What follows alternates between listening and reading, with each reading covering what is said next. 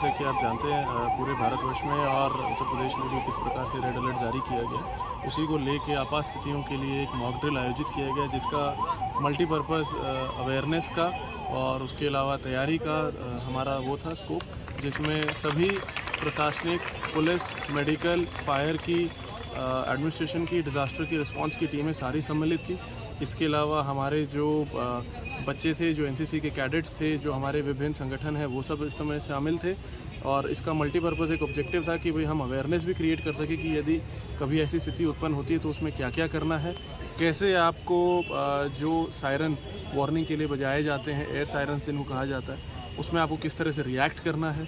उस रिएक्शन के बाद यदि कोई इंजर्ड है, कहीं फायर लगी है, कहीं किसी को प्राथमिक या सेकेंडरी मेडिकल उपचार की आवश्यकता है, तो उसके लिए किस तरह हमारी टीमें काम करेंगी।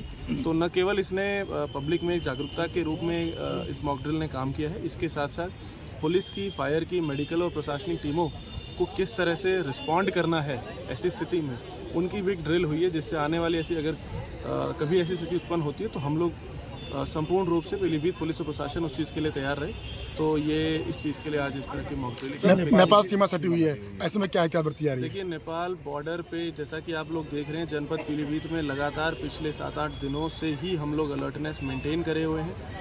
डीएम साहब के द्वारा, मेरे द्वारा, इसके अलावा हमारे additional SP, ADM, CO, SDMs और इसके अलावा जो हमारी क्या कहते हैं एसएसबी की टीम्स हैं, एसएसबी के जो ऑफिसर्स हैं, कमांडेंट हैं, यहाँ पे डीआईजी और आईजी साहब आए थे कुछ दिन पहले, उनके साथ भी एक जनपदीय लेवल बैठक करी गई थी।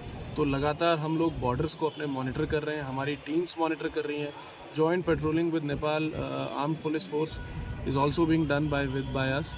तो लगातार उस चीज़ को भी हम लोग मॉनिटर कर रहे हैं। सर, आज शाम को एक पुलिस ब्लैकआउट का कार्यक्रम कर रही है, किस तरीके का कार्यक्रम है, लोगों को क्या संदेश देने की कोशिश कर रही है? देखिए, वो भी एक जॉइंट पुलिस और प्रशासन का कार्यक्रम है, जिसमें ये है कि अगर ब्लैकआउट की रिक्वायरमेंट कभी किसी आपात स्थिति में पड़ती है तो उसमें क्या किया जाएगा, उसमें क्या प्रोसेसेस रहेंगे, तो उसका भी अवेयरनेस और एक ड्रिल दोनों पर्पज से उस चीज़ को किया जाएगा।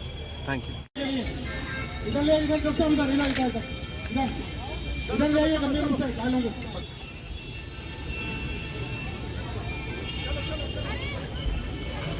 फायर ब्रिगेड टीम अपना काम कर रही है। पट्टी बांधो शाबाश।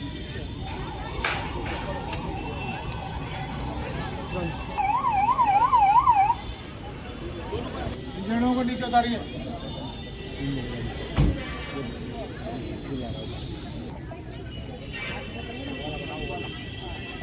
फायर फाइटर भी रेस्क्यू में घायल हुआ है, इसको भी उपचार दे। पट्टी कर दो, ये इसके जल गया थोड़ा सा हिस्सा है, पट्टी कर, जल्दी करो, पट्टी कर, थोड़ा जल गया इसके हाथ पे।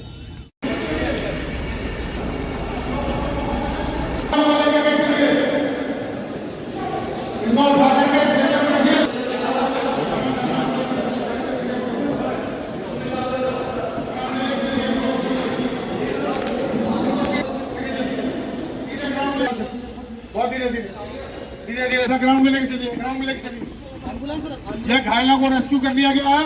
आप कुछ जो गंभीर जल्दी